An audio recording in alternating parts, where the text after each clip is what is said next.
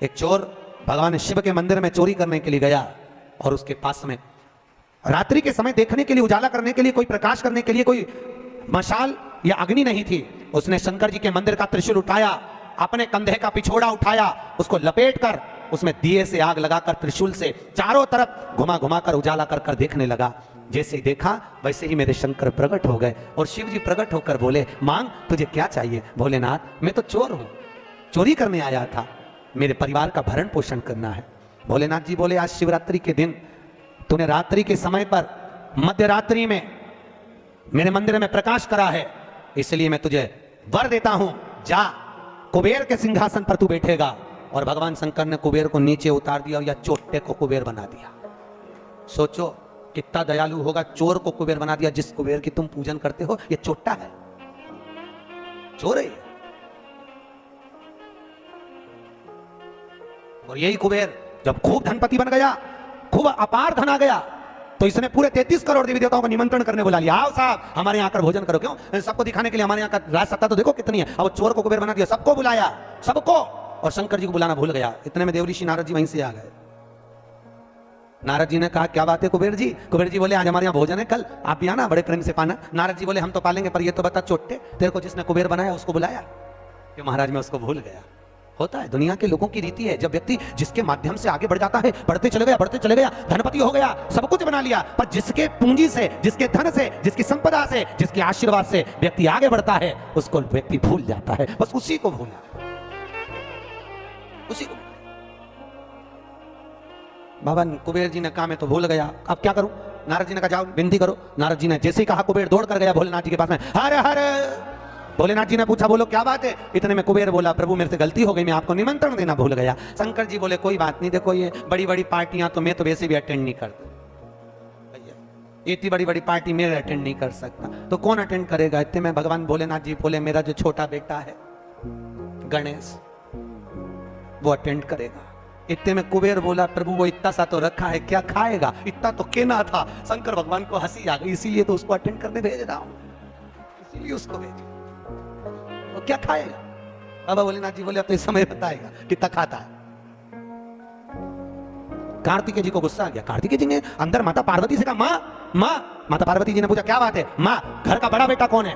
भगवान पार्वती जी ने कहा, कार्तिकेय तू, जब बड़ा बेटा मैं हूं तो सबसे पहले पार्टी अटेंड करने का हक किसका? तेरा। तो शंकर जी ने, पिताजी ने गणेश जी को कुबेर भैया क्या भोजन करने क्यों भेजा?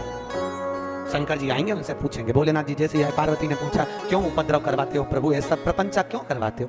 जब तुम्हारे दोनों बेटे बराबर हैं तो फिर ये बड़े को तुमने भेजा क्यों नहीं? इतने में शंकर जी बोले, मुझे मालूम है कहां पर कौन सी पार्टी में किसके घर किसको भेजना, लिफाफा लेके। कौन सी शादी किसको अटेंड कराना ये मुझे मालूम है, इसलिए मैंने गणेश जी को वहां भेजा। और गणेश जी से कहा, बेटा अच्छे से जीवना। गणेश जी बोले, पिताजी नाक कटाऊंगा नहीं, क्योंकि नाक मेरी लंबी है, तुम चिंता करो मत, जीवने बैठा तो उठूंगा नहीं जब तक आपकी सूचना आएगी। और गणेश जी महाराज पहुंच गए। शाम को 7 बजे भोजन का टाइम, 4 बजे पहुंच गए। और 4 बजे जैसे गणेश जी पहुंचे, आवाज लगाई, कुबेर भैया, कुबेर भैया। अब जैसे बोले कुबेर भैया, तो कुबेर भैया तो नहीं आए। कुबेर जी की धर्मपत्नी निकल कर बाहर आ गई। और कुबेर जी की पत्नी ने कहा, गणेश जी भोजन का टाइम तो 7 बजे। इतने में गणेश जी बोले, भाभी जी सब लोग जिमने आ जाएंगे, मैं छोटा सा कहां बैठ के जिमूंगा, इसलिए आ गया। अंदर से कुबेर जी बोले, अब आ गया है तो जिम लेने दो। अच्छा जितने जिम के जाएंगे टाइम तो निकल जाएगा, और समय 33 करोड़ देवी देवता का भोजन बना, इसको जल्दी जल्दी जिमा जुमू के नचीत कर। ऐसे गणेश जी को बिठाया, आओ गणेश जी बैठो। भाभी ने कहा बैठो। गणेश जी बोले, भाभी बैठ जाऊं? हाँ बैठ जा। चौकी लगा के गणेश जी के बिठा दिया। और अब थाली जैसे ही लगी, भाभी थाली लगा के लाई, गणेश जी खाते गए। जैसे ही खाते गए, 33 करोड़ देवी देवता का भोजन 15 मिनट में निपटा गया। 33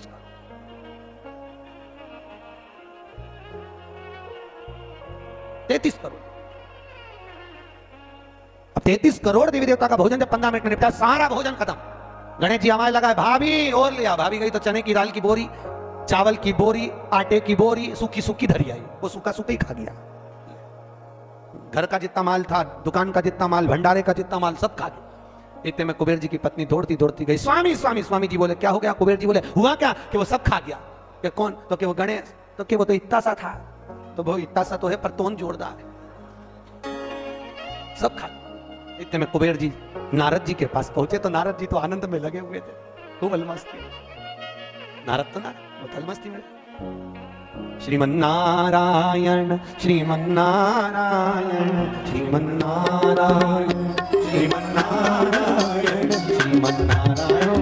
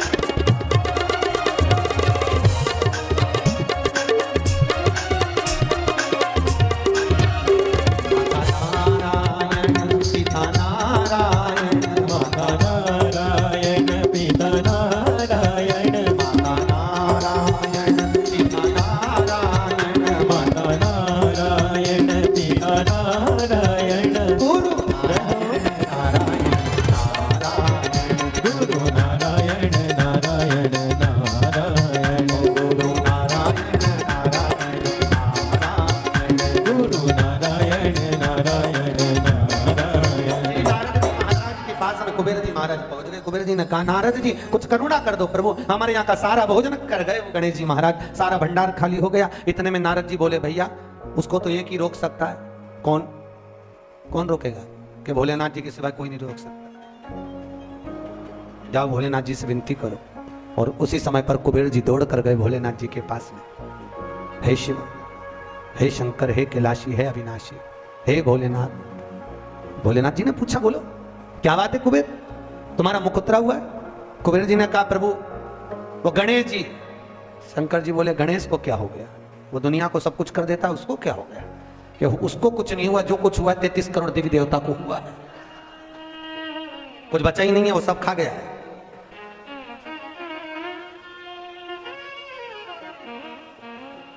भगवान शिव ने कहा क्या चाहते हो? उनको जीमने से रोक दो प्रभु, कुछ बचा ही नहीं है, आप देखेंगे।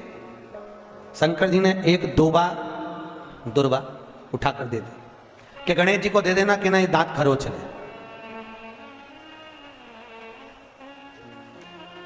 कुबेर जी लेके एक दूबा चले। कुबेर जी ने सोचा खाया इतना है तो एक दूबा से क्या काम चलेगा। जाते जाते उन्होंने दूबा की गड्डी बना ली।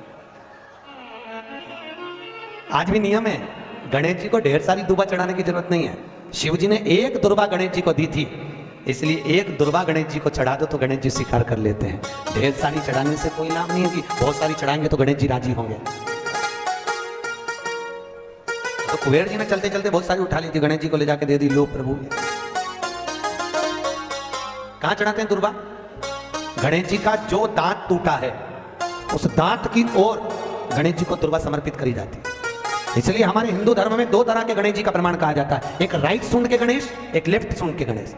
राइट सूंड का जो गणेश होता है वो घर में रखा जाता है, और लेफ्ट सूंड का जो गणेश होता है वो अपने ऑफिस में, व्यापार की जगह पर, दुकान में, धंधे में, पानी में, सर्विस में, नौकरी में लेफ्ट सूंड का गणेश रखा जाता है।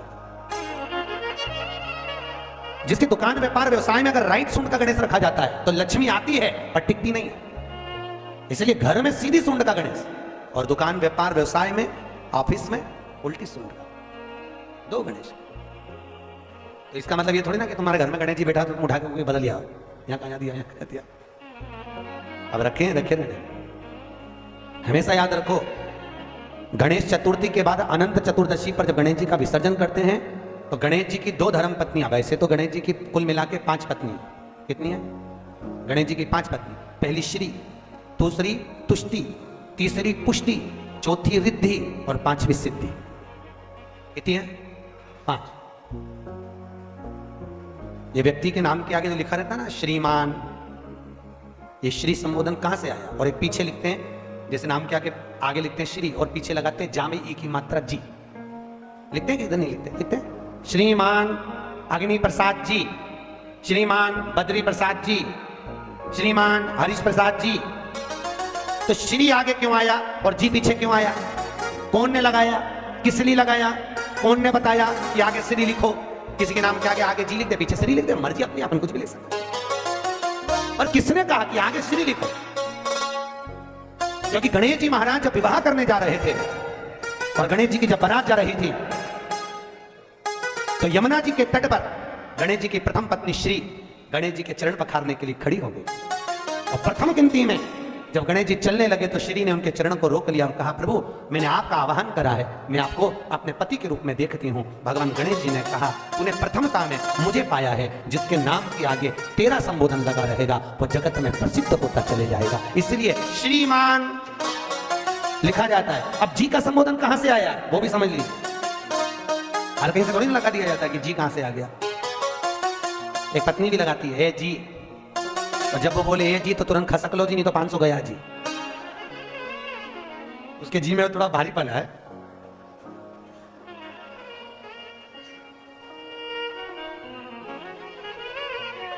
तैतीस करोड़ देवी देवता में सबसे सुंदर जोड़ी थी शंकर और पार्वती की। सही है कि गलत है? कभी नहीं झगड़ते थे। इसलिए पृथ्वी पर ना तो लक्ष्मी जी के व्रत हैं, ना ब्रह्माणी के व्रत है, ना इंद्राणी के व्रत है। अगर पूरी पृथ्वी पर सबसे ज्यादा व्रत किसके हैं? माता पार्वती। तीज का व्रत किसका? पार्वती का। चतुर्थी का व्रत किसका? पार्वती का। चौथ का व्रत किसका? पार्वती का। छठ का व्रत किसका? पार्वती का। जितने व्रत है सब माता पार्वती। लक्ष्मी जी का कोई व्रत है क्या? अरे बोलो तो, ये आप लोगों वैभव लक्ष्मी का व्रत करते हो, ये पुराना व्रत नहीं है, ये तो अभी अभी लोगों ने चालू कर दिया। ये लक्ष्मी, यहाँ कई लोग अमावस्या के दिन, दिवाली के दिन व्रत रख लेते हैं, हमारे शास्त्रों में उसका भी प्रमाण नहीं है। वो तो तुम लक्ष्मी के चक्कर में रख लेते हो कि दिन भर भूखी रहूंगी तो लक्ष्मी जल्दी आ जाएगी। नहीं तो ये हमारे शास्त्रों में प्रमाण नहीं है लक्ष्मी जी के व्रत का। कहीं सरस्वती का व्रत है क्या ब्रह्माणी का? अरे बोलो तो सर, बसंत पंचमी के दिन रखती हो कि सरस्वती का व्रत? नहीं, केवल एक व्रत माता पार्वती का। क्यों नहीं है? लक्ष्मी का व्रत इसलिए नहीं है क्योंकि माता लक्ष्मी भगवान नारायण को श्राप दी थी। जब लक्ष्मी जी श्रृंगार कर रही थी और इतने में भगवान विष्णु आ गए और भगवान विष्णु ने लक्ष्मी जी का मुख देखा, देखकर हंस दिए। इतने में लक्ष्मी को क्रोध आ गया, हे नारायण तुम मुझे देखकर हंसे हो घोड़े की तरह, इसलिए मैं तुम्हें श्राप देती हूं, तुम्हारा सिर कट जाए और तुम्हें घोड़े का मुख लग जाए। तो भगवान नारायण को घोड़े का मुंह लगा और नारायण का हयग्रीव अवतार हुआ। कौन सा अवतार? हयग्रीव। ये लक्ष्मी का श्राप नारायण को लगा था, इसलिए लक्ष्मी का कोई व्रत नहीं। ब्रह्माणी ने ब्रह्मा को श्राप दिया था पुष्कर राज की भूमि पर। जब पुष्कर राज की भूमि पर यज्ञ हो रहा था, ब्राह्मणों ने कहा ब्रह्मा देवता मुहूर्त निकल रहा है, जल्दी यज्ञ में बैठो। ब्रह्मा जी ने नारायणी से कहा, ब्रह्माणी से कहा, ब्रह्माणी जल्दी चलो, सरस्वती जल्दी चलो, यज्ञ में बैठना है। ब्रह्माणी ने कहा भी आई तैयार होके। ब्रह्माणी तैयार होने में लगी रही, बहुत समय निकल गया, मुहूर्त निकलने लगा। ब्रह्मा जी से ब्राह्मणों ने कहा ये मुहूर्त निकल रहा है। ब्रह्मा जी ने कहा करे क्या? इतने में ब्राह्मणों ने कहा तुम बताओ क्या करे? ब्रह्मा जी बोले आपको जो करना है करो। ब्राह्मणों ने गाय को पकड़ कर ले आए और गौ माता को खड़ी कर गाय के सामने वेद ध्वनि करना प्रारंभ करा। जब वेद ध्वनि करी तो गाय के मुख से वेद माता गायत्री को प्रकट कर लिया। गायत्री को प्रकट करा, ब्रह्मा जी के पास में गठजोड़ा बांधकर बिठा दिया। जैसे बिठाया उसी समय पर ब्रह्माणी आ गई और ब्रह्माणी ने आकर देखा, ब्रह्मदेव तुमने मेरी जगह पर दूसरी नारी को बिठाया है, मैं तुम्हें श्राप देती हूं, तुम्हारे पृथ्वी पर कहीं मंदिर नहीं बनेंगे। ब्रह्माणी ने श्राप दे। कहीं पर मंदिर है ब्रह्मा जी का? केवल एक जगह पुष्कर जी में, जहां यज्ञ करा था वहां। तो ब्रह्माणी ने ब्रह्मा को श्राप दिया, लक्ष्मी ने नारायण को श्राप दिया, इंद्राणी ने इंद्र को श्राप दिया, और एक माता पार्वती ऐसी थी जो कभी ऊंची आवाज में बात नहीं करती थी। इसलिए पृथ्वी पर सबसे ज्यादा व्रत माता पार्वती के होते हैं। व्रत तुम्हारे भी चालू हो सकते हैं, तुम ऊंची आवाज में नहीं बोलो तो व्रत करा दिक्कत नहीं है। व्रत तुम्हारे भी हो जाए चालू, बस तुम मीठा बोलो तो व्रत चालू करने में किसको दिक्कत। कई कई बुजुर्ग माताओं के तो आज तक व्रत चलते, सही गलत है। कई कई माताएं कहती हमारी सास ऐसी थी, इतनी बढ़िया गुरुजी, हमारी दादी सास ने ऐसा नियम बना दिया तो नियम चल रहा है। ये व्रत नहीं तो और क्या? जो सास दादी सास बना के चली गई वो नियम आज तक चल रहा है। ये व्रत ही तो है, उन्होंने अच्छा करा इसलिए नियम चल रहा है। तुम भी कुछ अच्छा करो, खूब प्रेम से बोलो, मीठा बोलो, अच्छा बोलो, तो तुम्हारी बहुएं दिखेंगी हमारी सास इतना जोरदार बोलती थी, इतना जोरदार, तो तुम्हारे व्रत चालू हो जाए। अब तुम जब भी बोलो तो चामुंडा और चंद्र घंटा की तरह बोलो तो कौन व्रत करे? मीठा अच्छा बोलो, विद्वत्ता से परिपूर्ण बोलो, रखा। अब केवल एक मां समय आया, श्री वेद व्यास जी ने वर्णन किया है शिव महापुराण का सुंदर लेख का नाम 24,000 श्लोक शिव महापुराण में है, 12 संहिता 12 खंड है। देखो भागवत की रचना वेदव्यास जी ने इसलिए करी कि वेदव्यास जी को अपने मन में आत्मा की शांति के लिए कुछ करना था, आत्म तृप्ति की, आत्मोद्धार के लिए। और जब आत्मोद्धार के लिए वेदव्यास जी ने श्रीमद् भागवत की रचना कर दी, उस रचना के बाद में जगत के लोगों को जगत कल्याण के लिए, जिसको देखो कोई तन दुखी, कोई मन दुखी, कोई धन बिन रहत उदास, तुलसी या संसार में सुखी राम का दास। भगवान वेदव्यास जी ने देखा दुनिया के लोग बड़े दुखी हैं, कोई धन से दुखी है, कोई धन से दुखी है, कोई मन से दुखी है। तो वेदव्यास जी ने सोचा अब करा क्या जाए। तब वेदव्यास जी ने उसी समय शिव महापुराण की रचना कर दी, जगत के कल्याण, जगत शिव महापुराण। वेदव्यास जी लिखे, एक बड़ा सुंदर महत्तम लिखा, बड़ा सुंदर तत्व लिखा वेदव्यास शिव महापुराण के लिए। कहते हैं भागवत पितरों को तारती है, रामचरितमानस जीव को तारती है, पर वेदव्यास जी शिव महापुराण में लिख रहे हैं अगर शिव महापुराण की कथा देखो, भागवत तो गोत्र से तार रही है। कैसे तार रही है? गोत्र से। सुनिए भागवत, अरे बोलो तो सुनिए। गौकर्ण ने धुंधकारी के लिए गया जी में पिंडदान करा था कि नहीं करा था? उसके बाद भी धुंधकारी तरा था क्या? अरे बोलो तो नहीं तरा। गया जी में पिंडदान करने के बाद भी धुंधकारी नहीं तर पाया। क्यों नहीं तरा?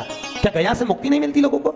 अगर गया से मुक्ति नहीं मिलती तो दुनिया के लोग गया जी में जाके पिंडदान करते क्या? नहीं करते। गया भी मुक्ति का केंद्र है, गया जी से पिंडदान करने से लोगों को मुक्ति मिल जाती है, पर धुंधकारी को क्यों नहीं मिली? उसका कारण था क्योंकि जब जब गौकर्ण पिंड देता था, धुंधकारी का नाम बोलता था, अपना गोत्र बोलता था, पर उसको यह नहीं मालूम था कि यह धुंधकारी मां की संतान नहीं, धुंधकारी तो किसी सहेली की संतान थी और मां पैसे देकर उसको गोदी लेकर आ गई थी, नाम अपना दिया, गोत्र अपना दिया, और यह नहीं समझ पाया कि यह दूसरे की संतान, इसलिए वो तर ही नहीं पाया। भागवत गोत्र से तारती है, राम कथा जीव को तारती है, पर शिव महापुराण कहती है अगर शिव पुराण की कथा में अगर माताएं और पुरुष वर्ग अगर कथा को सुनते हैं तो माता के पक्ष की 7 पीढ़ियां और पुरुष वर्ग के पक्ष की 7 पीढ़ियां बिना गोत्र के ही तर जाती है। शिव महापुराण की कथा बिना को क्यों? शंकर जी का क्या गोत्र है बोलो तो?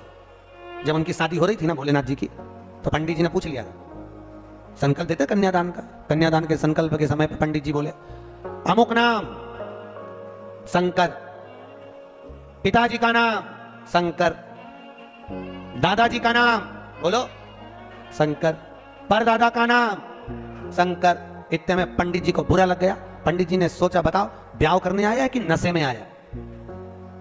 पिता का नाम शंकर, खुद का नाम शंकर, दादाजी का नाम शंकर, परदादा का नाम शंकर। इतने में तुरंत पंडित जी उठ के खड़े होकर हिमालय राज से बोले, वहां भोलेनाथ जी के सम्मुख में हिमालय राज से बोले, हिमालय राज ये कैसा दूल्हा? अपनी लड़की को तुम्हें इसके साथ बिया रहे हो, नशेले के साथ, गंजेड़ी भंगेड़ी के साथ? इसे इतनी सोच नहीं कि अपने पिताजी का नाम क्या? इतने में हिमालय राज ने अपनी पत्नी मैनावती से कहा, मैनावती तू बेटी से के, पार्वती से कहा, पार्वती तू उससे के। पार्वती ने शिव जी से कहा, प्रभु ब्याह अच्छे से कर लो, क्यों प्रपंचा मचा रहे? क्यों प्रपंचा? तो भोलेनाथ जी बोले पार्वती मैंने गलत क्या बोला बता। अच्छा तो क्या तुम तुम्हारे पिताजी का नाम बोलो ना। तो भगवान भोलेनाथ जी बोले अच्छा अब की बार पूछेगा तो बिठा पंडित को वापिस बैठा। पंडित वापिस बैठा, फिर संकल्प चालू, अमुक नाम शंकर, पिताजी का नाम शंकर, दादाजी का नाम अरे बोलो शंकर, गोत्र शंकर। इतने में तो पंडित को लगी बहुत मिर्ची। पंडित तो उठ के शादी के मंडप से बाहर, पार्वती जी ने शिव जी के चरण पकड़ लिए। बड़ी मुश्किल से एक पंडित आया, क्योंकि तुम बारात ऐसी लाए थे सब देख के भग गए, एक ही बचा, तुम उसको भगा दोगे तो शादी कौन कराएगा? इतने में शंकर भगवान बोले वही कराएगा जो भी भाग के गया, तो चिंता मत कर। शंकर जी ने गले में से हार को उतारा और कहा जा रही जरा धोती में घुस जा। और जैसे ही बब्बा गया और जैसे ही गया पंडित जी के पास, पंडित भाग के तुरंत और मंत्र बोलना चालू हुए, सब मंत्र बोले। इतने में पार्वती बोले ये तो नॉन स्टॉप बोले जा रहा है। भोलेनाथ जी बोले अब तो पूरी भावर करा के चुप होगा, तो चिंता मत कर, बोलने दे। अब बोले जाए बोले जाए बोले जाए बोले जाए, चुप ही नहीं हो। पार्वती बोले मर जाएगा टेका जाएगा बापड़े के। इतने में शंकर जी बोले तू चुपचाप बोल, तो बोलने दे। तो कब रुकेगा? भोलेनाथ जी बोले जब पूरी भावर हो जाएगी, जैसे अपन बैठेंगे वैसे बटन दबा देंगे, क्लियर मत, तो चिंता बोलेगा बोले। पार्वती बोली अभी भी चुप नहीं हुआ। भोलेनाथ जी ने कहा 7 भावर हो गई, अब तो हार हार। और जैसे ही भोलेनाथ जी ने हाथ धरा बटन, अब नहीं बोला कुछ भी। शंकर जी ने पूछा पंडित जी दक्षिणा, चुप हो बेटा, बोले तो बोलेगा, अगर बोल दे और दूसरा बब्बा भेज दे तो आप बोल के क्या मत बोल लेना, दक्षिणा का।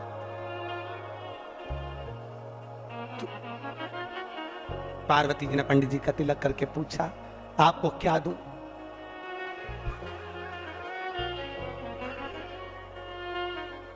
हिमालय राज पूछे पंडित जी कुछ तो ले लो।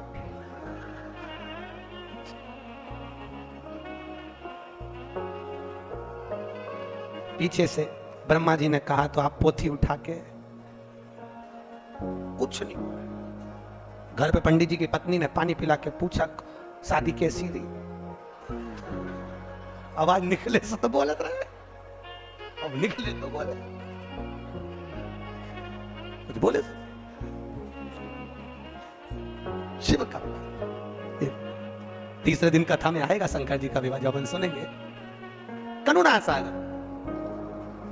यह शिव कथा कहती है, भगवान शंकर की कथा में गोत्र की भी जरूरत नहीं है, या बिना गोत्र वाले को भी तार देती है शिव पुराण। आप सुनोगे माताओं ने श्रवण करी तो उनका माय का पक्ष की भी 7 पीढ़ी, ससुराल पक्ष की भी 7 पीढ़ी कथा को श्रवण कर कर तर जाती है। ऐसी शिव महापुराण की कथा है। शंकर करण तारण, अब कौन ऐसी कथा होगी?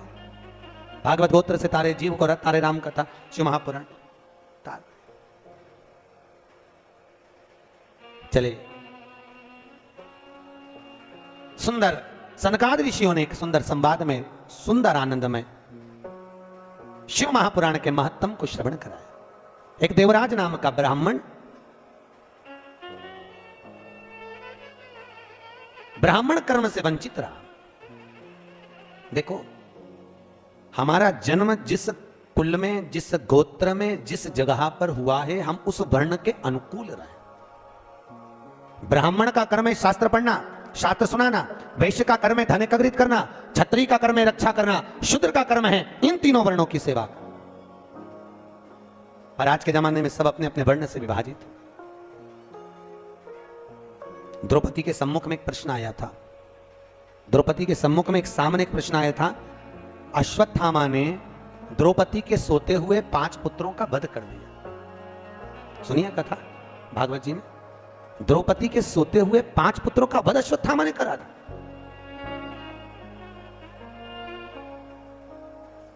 और द्रौपदी के जब 5 पुत्र मर गए, अश्वत्थामा को पकड़कर भीम ने सामने लाकर खड़ा कर दिया। द्रौपदी के हाथ में तलवार दे दी, मार दे द्रौपदी इस अश्वत्थामा को। द्रौपदी कहती है इसको नहीं मार सकती। क्यों? क्योंकि ये मेरे गुरु का पुत्र है, ये मेरे गुरु का पुत्र है। द्रौपदी इसने तेरे बेटे को मारा, तू इसको मार दे। द्रौपदी कहती है नहीं, ये मेरे गुरु का पुत्र है, ये ब्राह्मण होकर अपने कर्म से वंचित हो गया, पर मैं छत्राणी होकर अपने कर्म से वंचित नहीं होंगी, मैं इसको नहीं मारूंगी, मैं इसको मारूंगी नहीं। अरे इसने तेरे पुत्र को मारा, तू इसको मार दे। नहीं नहीं नहीं स्वामी, ये हमारी शास्त्र की रीति नहीं कहती कि कोई कुत्ता हमें काटे तो क्या हम कुत्ते को काट लें? ऐसा होता है क्या? अरे बोलो तो सही, पर घर में ऐसा ही होता है। सास ने कुछ बोला और बहू ने पलट के जवाब दिया, तो ये तो वही बात हो गई कि कुत्ता तुम्हें काटा तो तुम कुत्ता काट गई। बात तो ये है भैया। शिव महापुराण की कथा करिए, सास कुछ बोले, पिता कुछ बोले, बहू और बच्चों को चाहिए कि पलट कर जवाब ना दे, ना जवाब दीजिए। कई लोग कहते हैं हमारी सास हमें बहुत गाली देती है महाराज, हमारी सास बहुत अपशब्द बोलती है। बोलने दो, बोलने दो, बोले दो। एक पत्थर का टुकड़ा एक खदान से निकला, उसी खदान में से मार्बल का जब टुकड़ा निकला, हथौड़ी की चोट दे देकर उसकी मूर्त बनाई गई। बनाई कि नहीं बनाई? वही मार्बल का टुकड़ा जमीन पर लगा है, लोग उस पे जूता रख के चल रहे हैं, वही मार्बल की मूर्ति मंदिर में पूजा रही है। बस अंतर इतना है, जिसने चोट को सहन कर लिया वो मंदिर में पूजा गया, जो सहन नहीं कर पाया वो जूते खा रहा, वो जमीन पर लगा है। सास ससुर घर के बड़े हमको चोट दे दे कर तराशते हैं, पर हमारी आदत इतनी विचित्र है कि हम सास को ही तराश देते हैं, तो हमको तराश। महाराज बहुत अपशब्द बोलती है हमारी सास, बोलने दो, वो तुम्हें गाली दे, तुम आरती गाओ, तेरा तुझको अर्पण क्या लागे। महाराज जी वो हमको गाली दे और हम आरती गाएं, हाँ वो तुम्हें अपशब्द बोले, तुम उसके लिए भजन करो, अम्बे तू है जगदम्बे काली, जय हो गुलबर्गा वाली। काहे मीठा बोलिए, काहे को अपशब्द?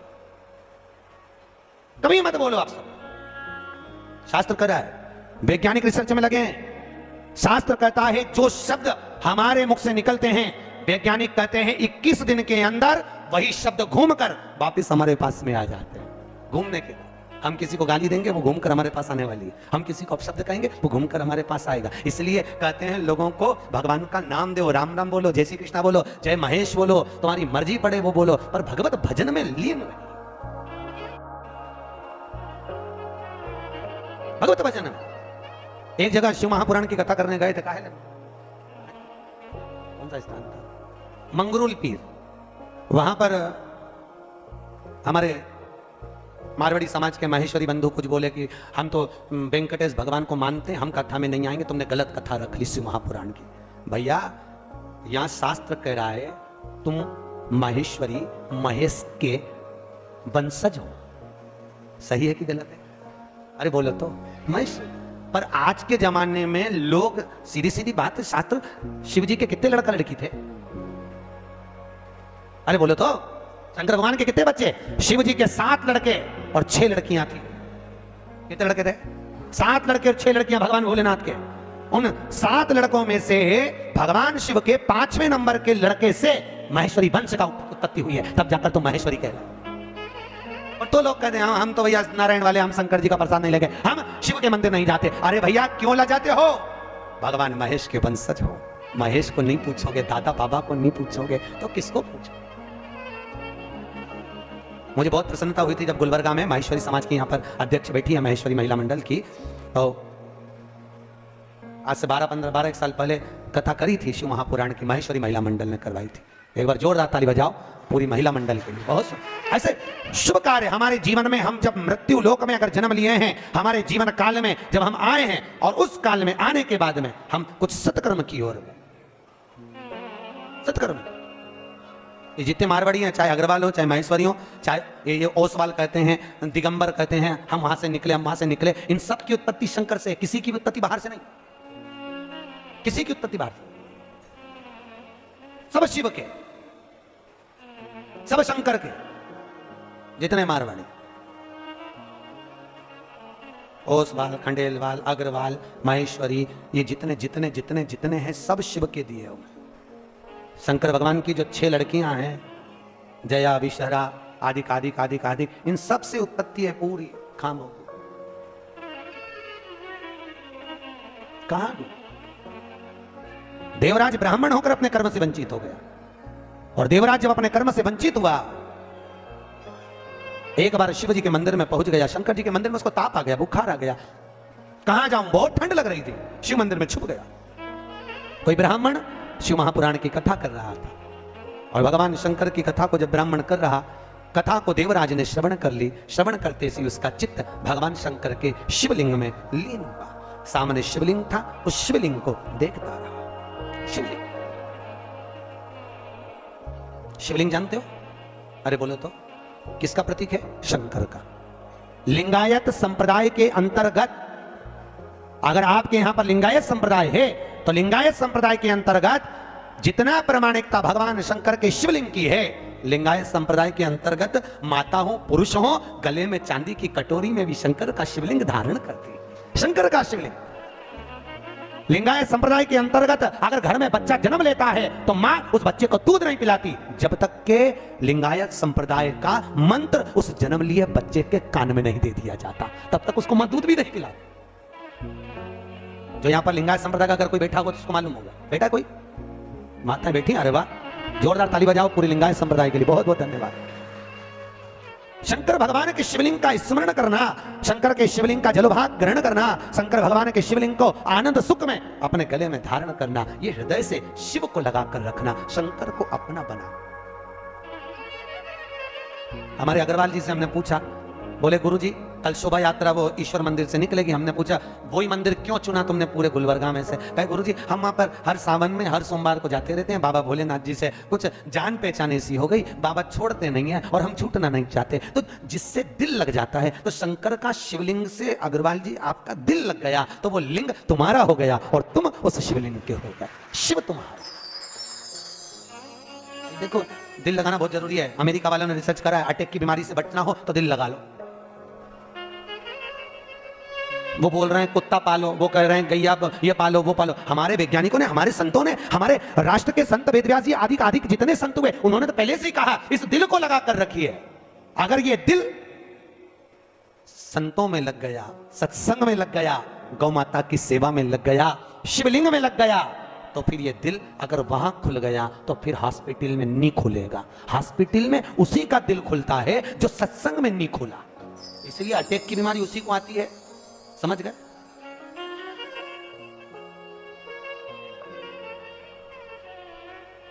किसी ने कितना सुंदर गाया है, बताओ ना हमें लोगों, हमें दिल की बीमारी सताओ ना हमें लोगों, हमें दिल की बीमारी।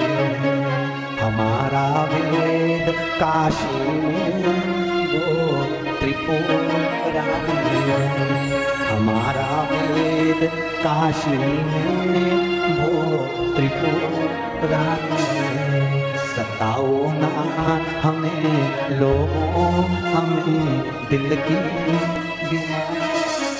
हमारा दिल में एक बीमारी है और जिसके दिल में बीमारी लग गई उसका एक मरीज का एक डॉक्टर, और वो डॉक्टर भी मेरा कैलाशी अविनाशी, मेरा शंकर, मेरा विश्वनाथ है। दुनिया में कोई इलाज नहीं कर सकता जो मेरा शिव कर सकता है।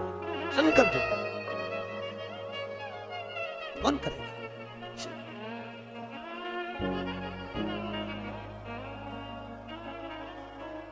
बीमार होने पर लोग तुम्हें आईसीयू में पटक देते हैं, वेंटिलेटर पर पड़ा है, परिवार का आदमी भी अंदर नहीं जा सकता केवल डॉक्टर के सिवाय। कोई जाता है? बोलो तो कोई नहीं। पर उस वेंटिलेटर पर भी, उस आईसीयू में भी एक अंदर है। वो कौन? वो त्रिकालदर्शी मेरा शिव अंदर विराजमान है। इसलिए कहते हैं जब व्यक्ति को घात आती, एक्सीडेंट होता है, तकलीफ आती, अटैक आता, शुगर बढ़ती, बीमारी आती, कोई किसी देवता को याद नहीं करता, ना नारायण, ना कृष्ण, ना देवी, ना देवता। अगर कोई याद करता है तो केवल शंकर को, महामृत्युंजय का जाप करवाता है। क्यों? क्योंकि शिव है तो श्वास चल रही है, शिव निकल गया तो केवल शव रह गया। इसलिए उस शंकर को याद करते कि निकल कर चले मत जाना, आईसीयू में रहना, आईसीयू में वेंटिलेटर पर रहना। जब तक हमारे यहाँ का जीव पड़ा है तब तक शिव उसके अंदर रहे। शिव है तो शरीर है, और शिव गया तो केवल शव।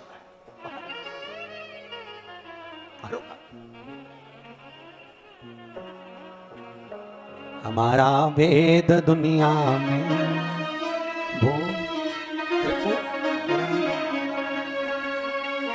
एक बहुत अच्छा भजन हमारे भगत लोग गाते हैं, काल क्या करेगा।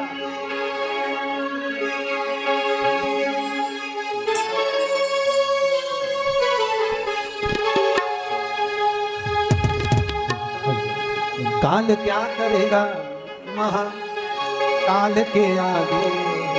कर लूंगा दो बात मैं उस काल के आगे, कर लूंगा दो बात मैं उस काल के आगे।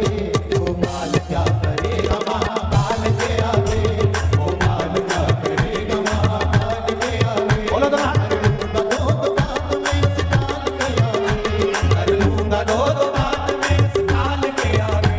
वो काल क्या करेगा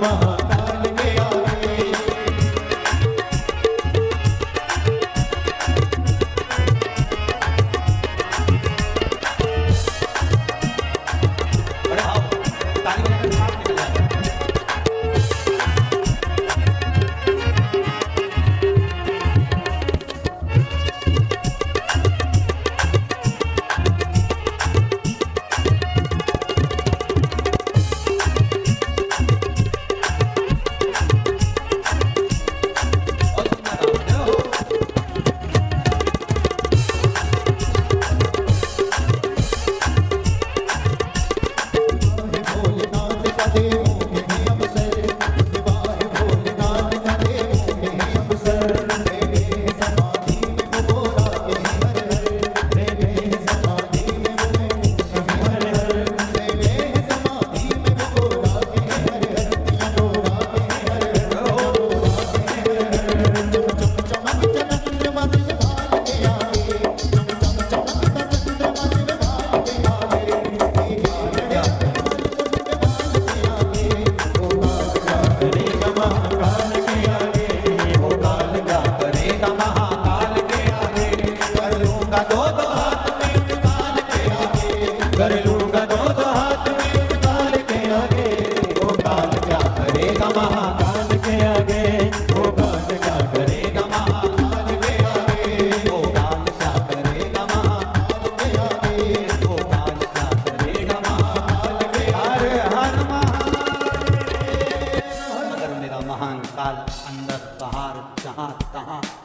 जगह पर वही तो विराज। दूसरा कहां पहुंचा, हर जगह पर तलातल रसातल वायुचर जीव जहां जहां देखो।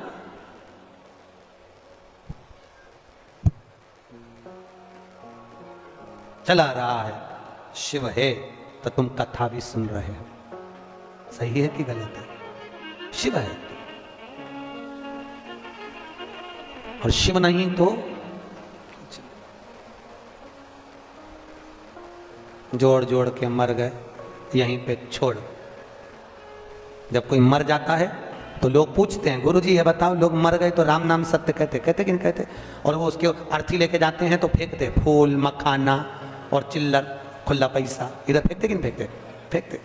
क्यों फेंकते? हमने कहा भैया गरुड़ पुराण में लिखा है फूल इसलिए फेंकते हैं श्रद्धांजलि को, मखाना इसलिए फेंकते हैं कि परिवार पूरा फूला फूला छोड़ के गया इसलिए। ये पैसा क्यों फेंकते हैं? तो हमने कहा गरुड़ पुराण में नहीं लिखा, पर हम तो हमारे मन से कहते हैं कि मरने के वाले की छाती पे पैसा इसलिए फेंकते हैं कि पूरी जिंदगी जोड़ जोड़ के मर गया, तेरे बाप में दम हो तो उठा ले, उठा।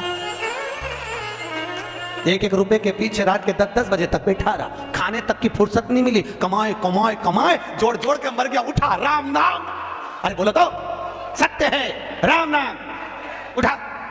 अब दम हो तो उठा ले। और कल्ला ठूट जैसा पड़ा और छाती पे पैसा पड़ा जिसके लिए पूरी दिन दिन रात रात लगा दी, खाने की फुर्सत नहीं, कमाओ कमाओ कमाओ जोड़ो जोड़ो, 8 बजे से लेकर रात के 10-10 बजे तक दुकान नहीं छोड़े, कमाओ कमाओ कमाओ, एक एक रुपए के पीछे झगड़ा कर ले। अब उठा उठा, खुद की औलाद खुद की छाती पे फेंक रही, राम नाम सत्य के उठा ले। अच्छा ऐसा पड़ा, उठा ले।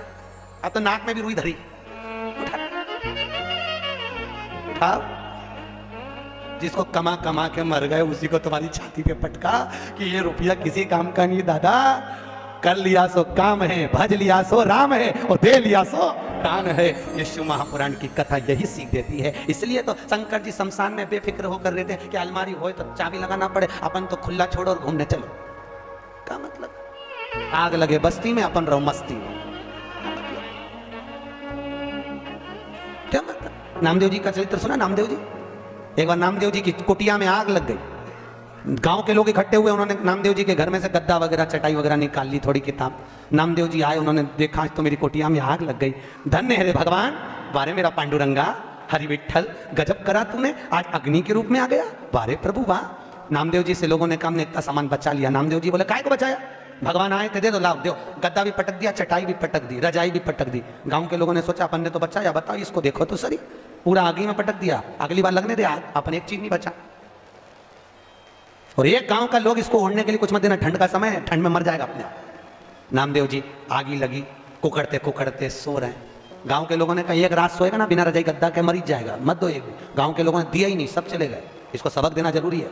नामदेव जी रात को सोए, भगवान ने सोचा अग्नि के रूप में भी मेरा दर्शन करा इस नामदेव ने, मेरा भगत है, ऐसा ठंड में उकड़ उकड़ के मर जाए क्या मतलब। भगवान रात को आके मखमल का गद्दा बिछा के, मखमल की रजाई, सुंदर तकिया, सुंदर झोपड़ा बना के भगवान ने उसको सुलाया। गांव के लोगों ने सोचा चलो चल के देखे जिंदा है कि मर गया। जो जाके देखा वे तो मखमल के गद्दे रजाई में एक नंबर झोपड़े में सो रिया।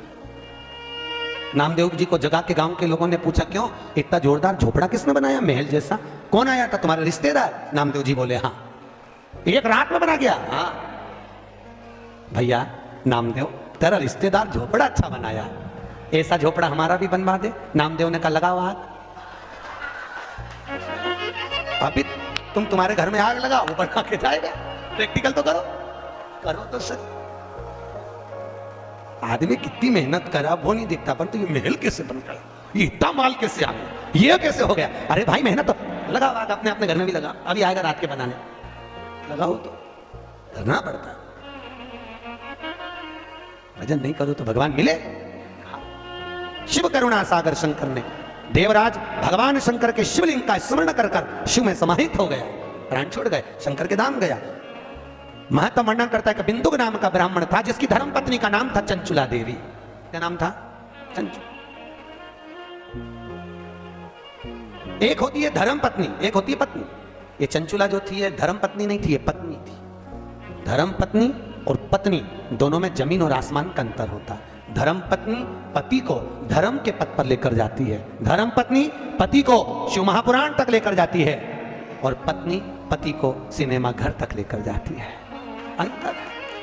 पत्नी पति को शॉपिंग मॉल तक लेकर जाती है, पत्नी पति को मायके तक लेकर जाती है, और धर्म पत्नी पति को कहती है चलो सालसर भवन में कथा चल रही है, चलो, रोज प्रतिदिन कहती है।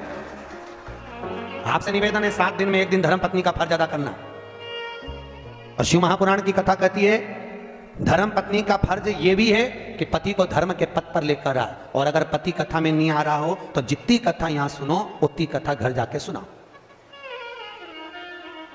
यही बात हमने ऊना में मंगलवार पेट में कही थी कि जितनी कथा यहां सुनो घर जाके सुनाओ। एक नई नवेली बहू तीसरे दिन कथा में आके बोली गुरुजी आज मेरा सेठ कथा में आया है। मैंने कहा बहन मिलवाना हो। आखिरी में वो बेलपत्र लेने आया तो हमने पूछा भैया 3 दिन कथा में नहीं आया, आज चौथे दिन कैसे आया। उसने कहा गुरुजी रात को 9 से 12 सुनने से अच्छा है दिन में 2 से 5 सुन लूं। ये पूरी रात बैठ के तुम्हारी कथा सुनाती रहती है। आपसे भी निवेदन है, आप भी प्रतिदिन नियम बना लो, जितनी यहां से सुन के जाओ बस चरण दबा दबा के जी वो सीवर वाला महाराज बोला